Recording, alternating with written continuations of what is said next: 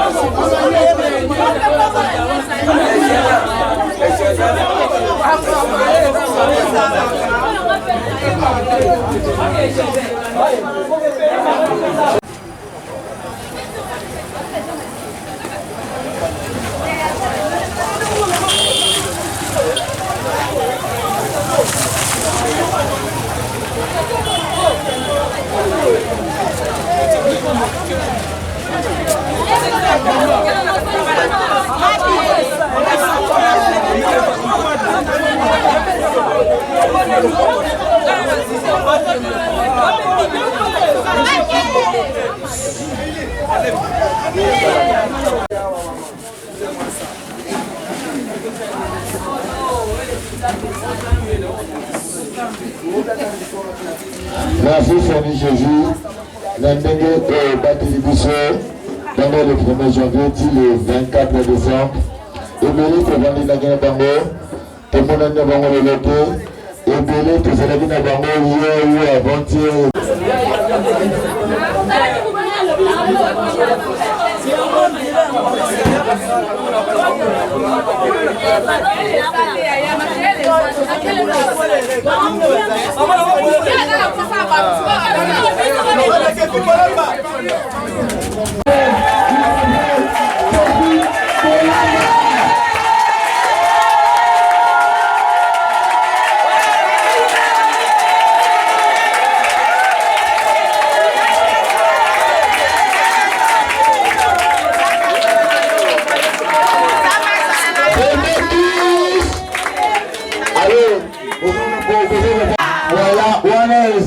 Troisième, premier compliment, je peux dire, tout s'enrôler massivement pour tous les 4 électeurs. 4 électeurs, les actes qui sont pour, dans les actes, pour, les débutants, les soit, le président, non. N'importe la mission, maman, vous avez la pièce d'identité à l'époque, il y a ce coup-là, mon boutou. N'importe la mission, tu as la carte d'identité, et tu as la carte d'identité, et la carte électeur. Donc, il faut tout s'enrôler massivement. C'est obligé. Donc, ils sont obligés. Donc, là, tout ça, vous enrôlez.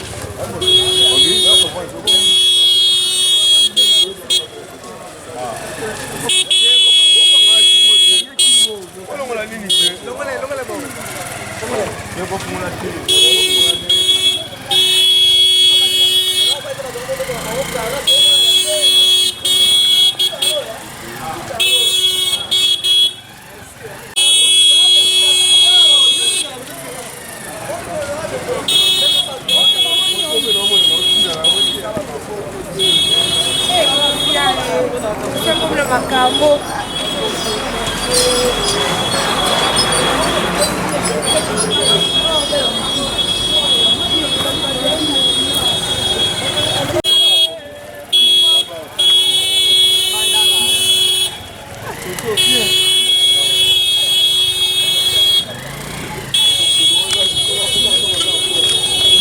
Depuis que Calabash a vidéo, vas-y.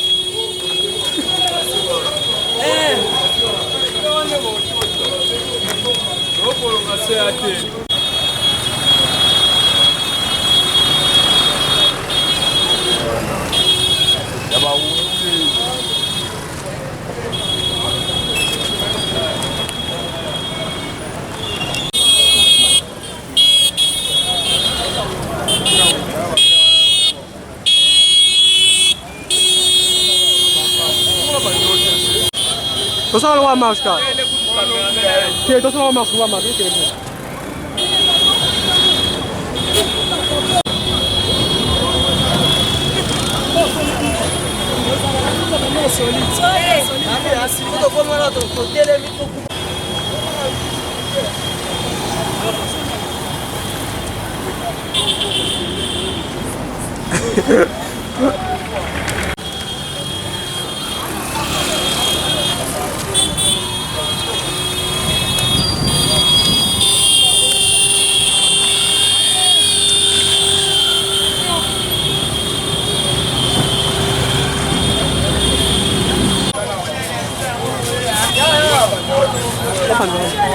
반장을 몇 반장을 몇?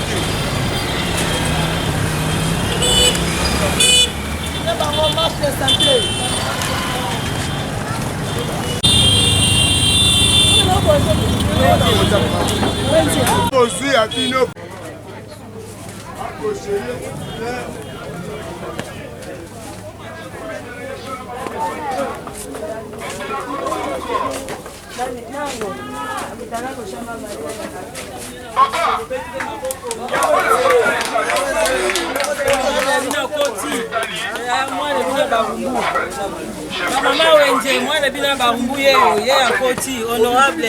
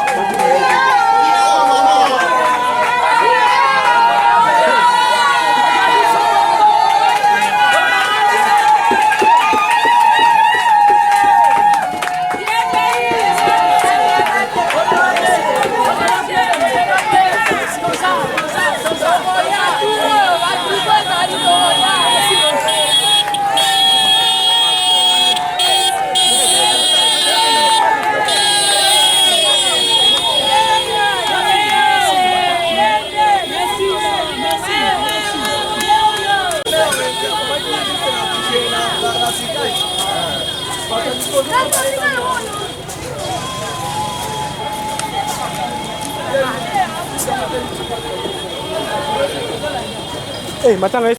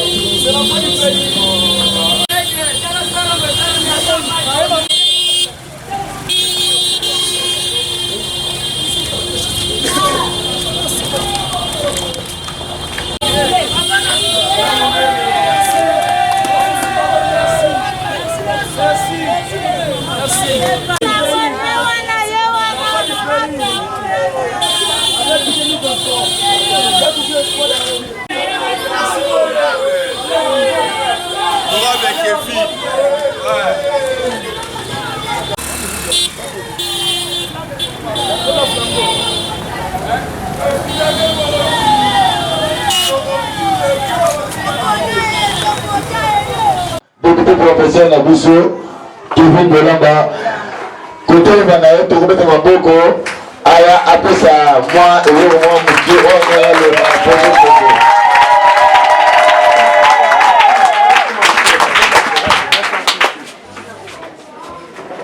On va permettre maintenant de Kenya le Banuko.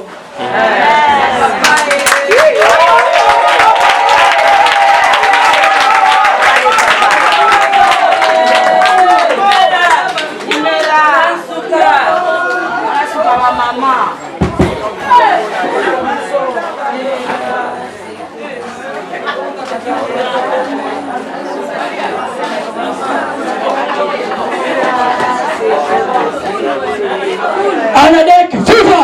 Viva! Anadek, viva! Viva! Anadek, viva! Viva! Viva! Viva! Anadek est là, Anadek sera là, Anadek sera toujours.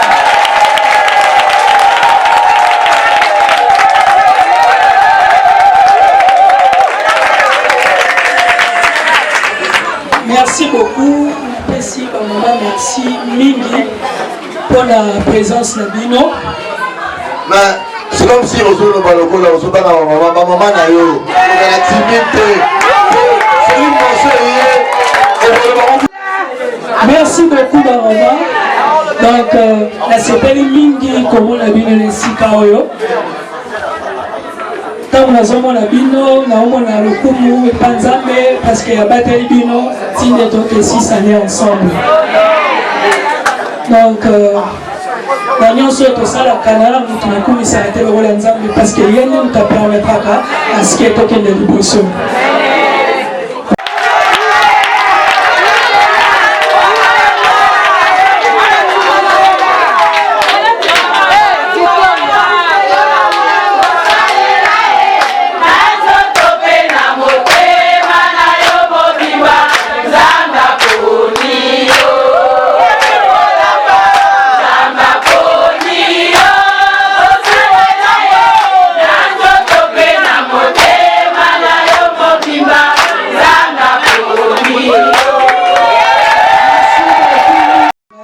Il y a bien importance à maman la vie la base. Bato belé lelo bazu politique na bango ba memi yango kaka et pas ba jeune. Or ba kosani que eza ba maman de basala nini ba ko la kabana.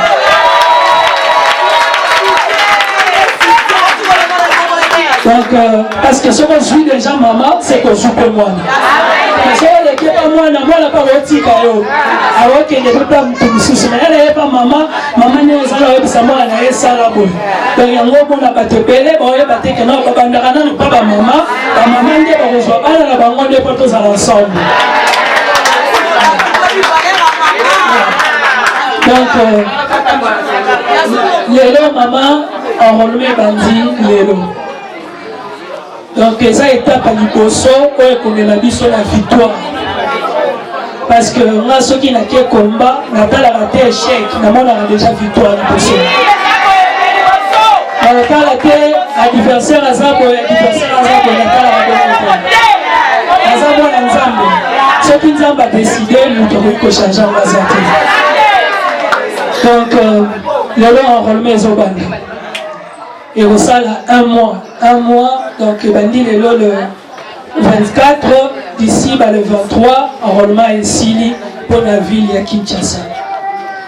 Pour ngai moi na bino na telemi liboso awa na représenter bino na lobela bino partout et sengi bosani au soutenir moi.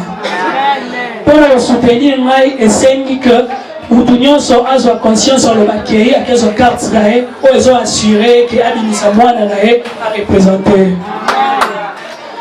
Mama mingi olobeza te na koyi kopesa bino ba promesse moko boye te ngana za mutu ya ba acte oyo na kolobeza ongala kosala na koloba te ke loko ongala koyi kosala te na ndosa ba promesse nango jamais na kose limiter na pouvoir oyo ezo revenir epa na ngai na koloba biloko lokuta te mpo na lelo loni bo regrete ke nasalaki eloko boye te mais lelo ngana koyebisa bino mama nga mwana bino na créaki bato bazalaki na activité elekaki le 17 na créaki fondation moko comme nango debout barumbu na ko préciser pourquoi na créé fondation wana parce que lelo songa na bimi député rôle na ngai ezala te peut-être na bomisa nzela rôle na ngai ezala te peut-être na pesa bato biloko parce que rôle ya kobomisa banzela eza bato baprogumese basokipa nango bagouverneur basokipa nango ngai rôle na ngai principal en tant que mwana na bino eza balwa nyonso oyo bakotya ensemble oyo namoni ke eza mpona intérêt na bino bamama ngai osali na kosoutenir yango na revote yango mais nalobi ke nakoki kosuka kaka te ke na vote lwa kuna bamama basoutenir ngai bamama basali ngai nakoma il faut mpe vi na bango changer eza te na ngamoko na changer nakoma likolo efete bamama nyonso koki na bango changer yango na créaki fondation wana na but que lelo nzambe asuminga parce que epi nzambe akosunga na bimi bamama nyonso baza nayebi ke soki bamama lelo baza na kati ya fondation bamama badere na kati ya fondation baproblème na bino nyonso oyo akomi na bakundu eza bino nde mbondo sa nini koya koyebisa ngai à travers fondation wana ekopermettre que ngai natia bamoyen na nga en jeu mpona korésoudre baproblème ya population parce que soki nalobi ke soki nasalaki fondation wana te elingi esalaki ndelo nakomi député nayebi te na kosala ndeni mpona atteindre bamama wana nyonso mais à travers fondation ekopermettre nga même si lelo nakomi député nazala toujours na bino à travers fondation ekopermettre ngai baprojet na bino nga na réalise yango à travers la fondation ekopermettre ngai bana na bino bagénération bakoya après bino basala nini base retrouver toyaki na mokili okotika bato te toyaki te ke lelo toza boye tozala kaka na vie ya misère ou quoi que ce soit nayebi mpasi oyo esalaka mpasi mpe apela lekala mpasi nayebi eloko esalaka etindaka bana bakende esala boyeboye mpo na mpasi wana mais toke nga nayebi misère wana toke nayebi mpasi wana ngai mwana na bino nandimi kotelema lelo mpona na postuler comme député provincial na commune ya Barumbu. Mais non, pendant que les gens ont bino na bima, il faut que bino bosalini bosunanga. Ma maman, alors bosa par exemple, na pesika, tozo calculer ensemble. Supposons que deux bosa boé, toza par exemple 100 mamans bazar, supposons 100. Ce qui que chaque maman apporter à la montée manuelle lobby que Kevin, le jour où il y a vote, n'a pas personnellement dans les 20 personnes. Donc une de bonnes salini. Bon, si on calcule, si vous avez 100, vous trouvez la combien 20, ça combien de personnes 2000 personnes. 2000 personnes sans compter la touche de rejoint. Tu as gagné, tu as gagné. Pourquoi l'unité c'est compliqué inutilement? Pour ça, peut-être la 5 minutes chez Belete, maman à partir de l'élo, si tu as herbe à voter, ça là, il y a quand même 20 personnes. Mouton maman me souche quand même 20 personnes. Au côté sans maman mouton me 20 personnes. Et dit que dans la réunion, on a peut-être 5 jours, 10 jours avant, jour à la vote. Elle a dit que maman, tu solo en coulisses sans caméra, tu solo tu okani. Après, on a la disposition de bino si s'agit de chami tout kawe au sanini. Et comme 20 personnes à bino, on a mis sur la détermination que vous proposez. Donc, ma maman, ngai na botika bino te. Na boto sabata mokili mais na ko sanza pété. Donc, okozanga image lelo, okangi maloba lobi yango lelo le 24 décembre, okosa lelo ko na lobité. Ata lelo na komi o na koliko koma. Na kozalaka quand même mwana bino o azali boso na nini. Donc, pas na ngai statue on ka oza député, okoma na moko na yo, okoma na bato za na sens moko te. Parce qu'il faut na zala wana na bato parce que ça bino ne bosala ka bato bazala. Na koza ata lelo na komi na gagner puis lobi na tiki bino et ça la propreté. Parce que bino bozaba maman, ce qui lelo ko déclarer maloba pona na vie na ngai et rekoma. Parce que force ba maman bazana force makasi. Donc, na sengi bino na mutema na mobimba. J'espère que après abokende, mutula mutakena message ya beloko na lobeli. Na sengi na bino, pardon ngai mwana na bino. Ngai mwana na bino na sengi bino osunga ngai. Soki bosungi ngai oyo topesa lelo eza na mona mokie mais soki bosungi ngai okanga date ya le 24 décembre lelo bovanda lobi bato wana asutenaki epamba te nde eza boye bino mpe vi na bino esa nini échange ekochange ndenge nini bozala baprojet na bino bozala misala bosalaka nga na esa nini naye na finance bi mama bozwa oyo bofinance mpona bana mpe avenir esa nini ezala bien eza bongo.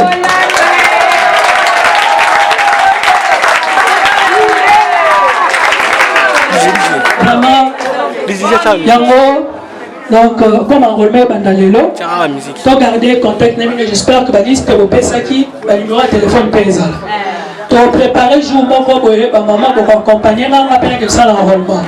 Donc jour on requende, il faut que d'abord ça l'enrôlement là-bas na bilo bomini, mais jour on requende, tu convoquer ma maman nyos.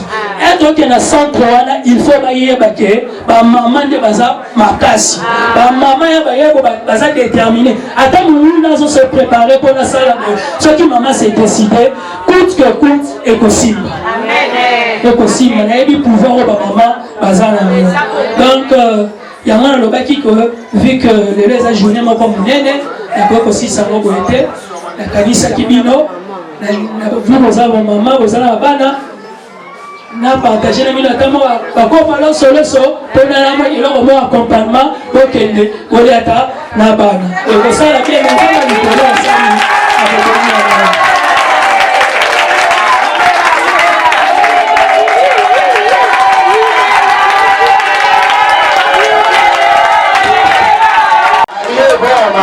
ayoki bino ake kolobela liboso ya bakontrite lobi avenir ya bamama ya bana ya bayoki ezala bien tobetela ye maboko na nyonso na lobi.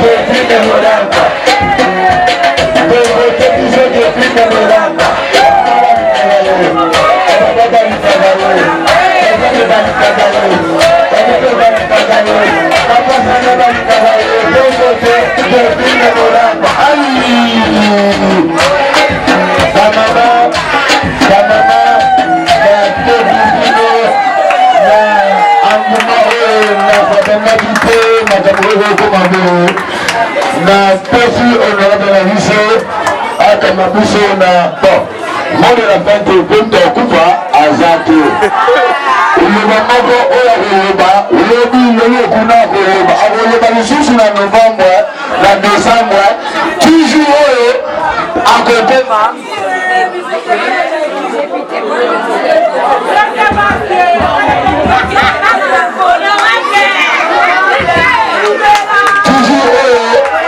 Akokoma député provincial Nabiso Kevin Bolamba.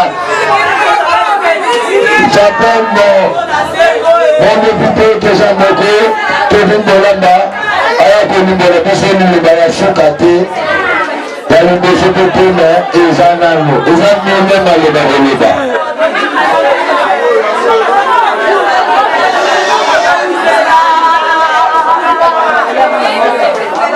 Kasi mingi elakisi ke boza bamama oyo balingi bana na bango ngai mpe nakotika bino te soki nazoloba boye bozwaka na image nalobi lisusu ngai nakotika bino te de la même manière que vie ya bamama na ngai ekozala bien de la même manière que bana na bango mpe bakozala bien.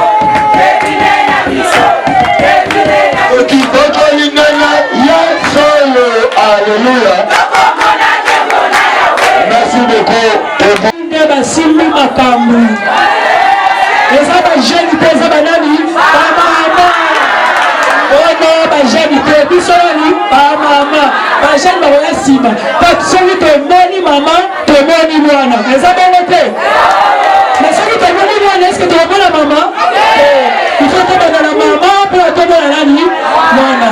Merci beaucoup mama nazwaki lota ebele te nakolibere bino moto naoloba nodolanga na suka asengi bino napesi bino merci mingi na nyonso oyo bosali mpo na nga. Vraiment j'espère que ezali ya suka te ya minene eza liboso. Mama bolinga ngai ndenge naza boye nazalanga riche te nga mpe naza mobola tokoti biso nyonso babola tokotombola elongo tokotelema biso nyonso elongo eza bongo. Donc botika ngai te s'il vous plaît bandeko na ngai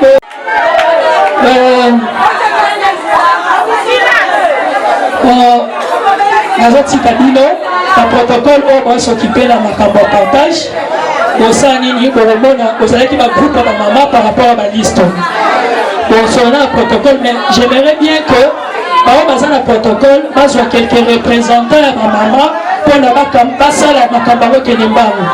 Parce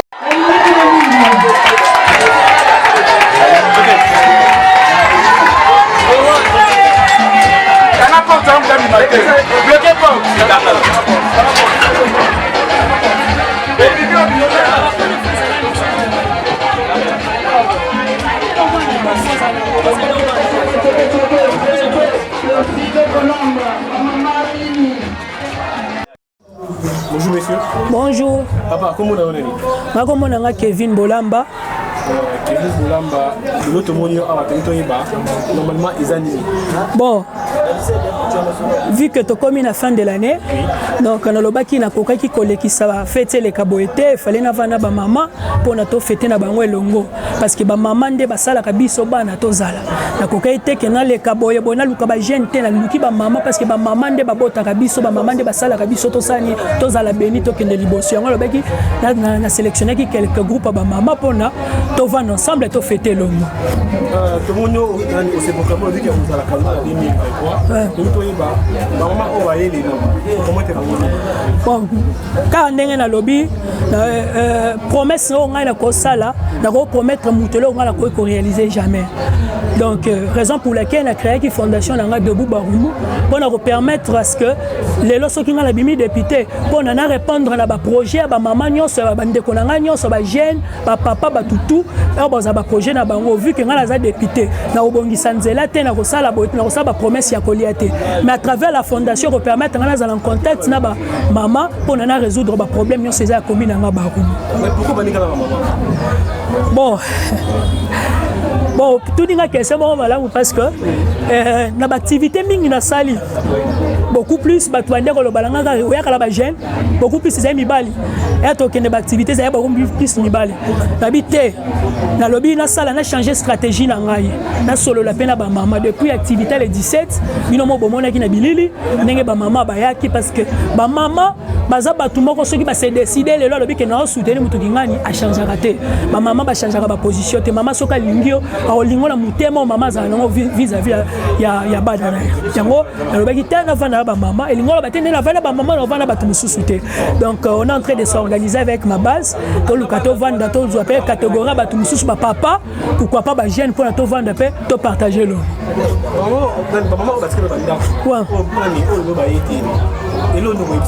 bon na webisa maman batikela ndaku ngana za pona batu nyonso soki lelo peut-être activité salema ki ke bango bazala kité peut-être na yebi na za ba numéro batu nyonso te pona na atteindre bango mais na webisa bango ke no bazala mutema na ngai baye bango ke to kosala tout à travers ba maman bazabo to atteindre ba maman batikali o to zana ba contact na bango te bazala calme na kosenga na bango ba kende ko s'enrôler massivement pona ba voter na élection 2023. Pour le moment donc to ba maman o ba lemba il va voter ba député ba dai ba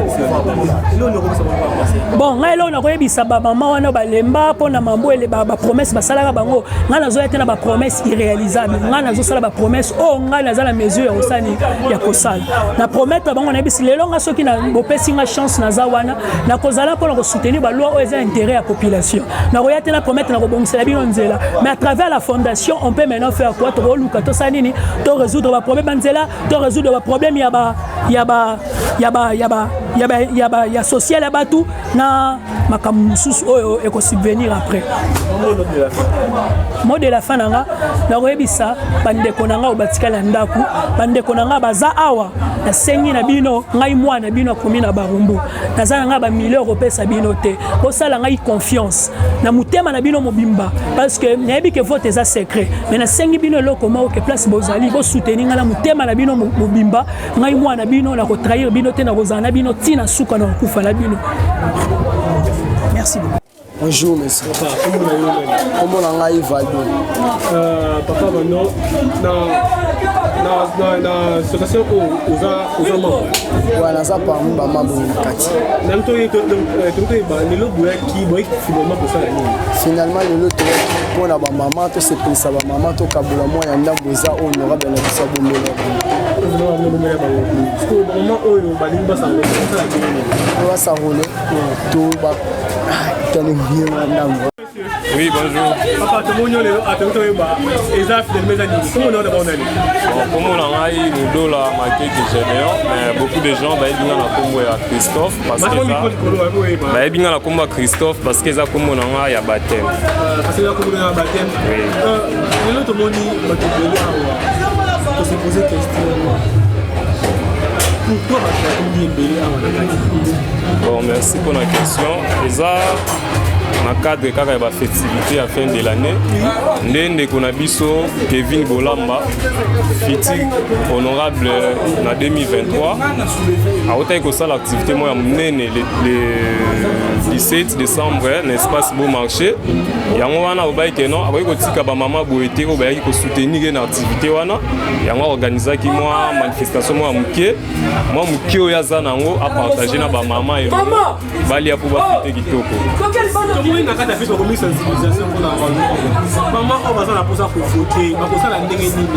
Oui, merci. Donc, c'est vraiment important pour nous sensibiliser parce que pour nous, on a vu que Kevin a comme député.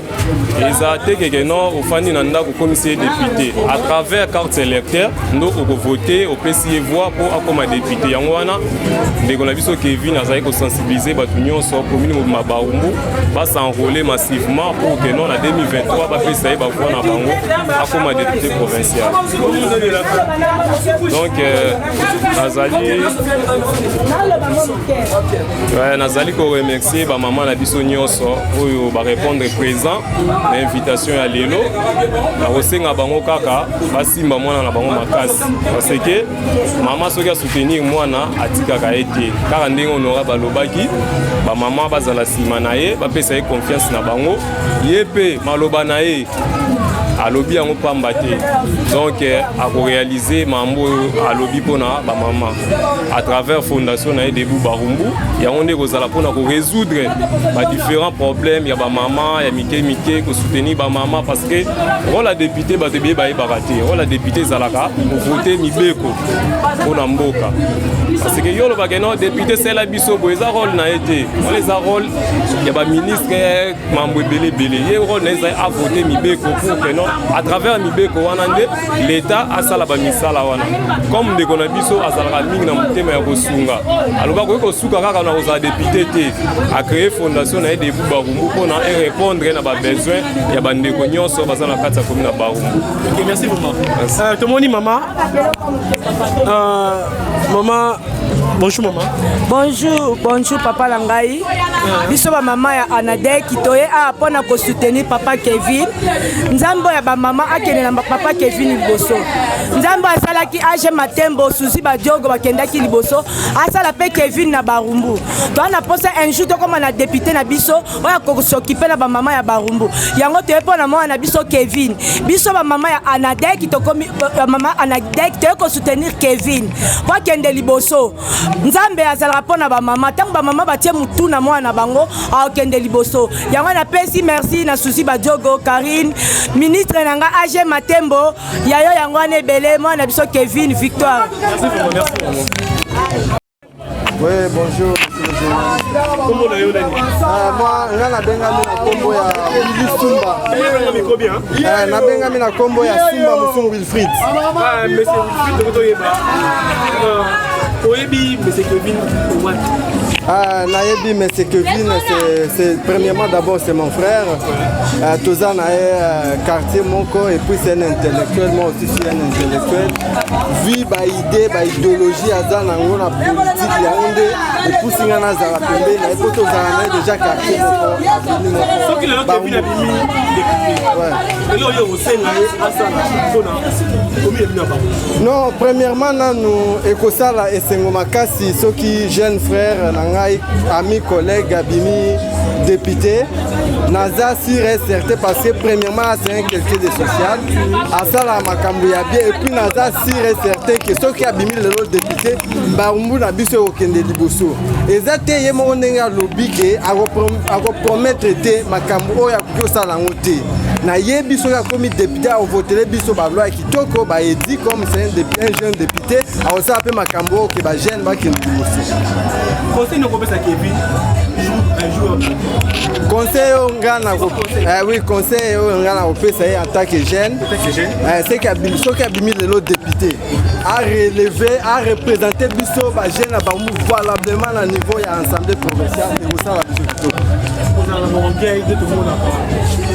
te na ndenge nayebi ye premièrement numéro nano akochange te akobima mpe na bango te akozala na biso wana matembela nsima ndako nayebi ye bien depuis kala tobando benge déjà papa social assistant social aza déjà social akokima biso te akozala na biso akochange mpe na numéro te naza sire certain.